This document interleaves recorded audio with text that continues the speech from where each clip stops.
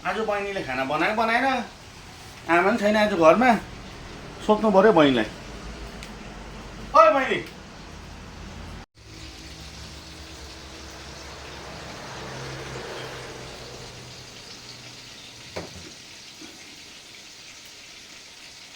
के खाँदा हुन्छ कि हुँदैन भात चाहिँ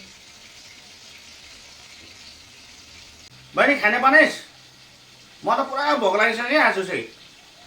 दादा पल्टिनु न तपाईँलाई म केही न केही खानेकुरा ल्याइदिन्छु नि ल बस्दै गर्नु त म लिएर आउँछु यी दादा लगी खानु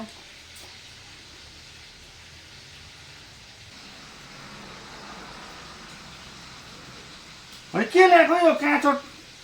टमाटर र यो काँचो चामल चाहिँ कसरी खान्छ यो चाहिँ भात नबनाएर चाहिँ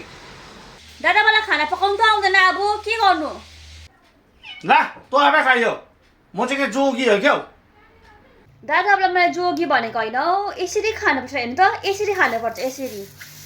त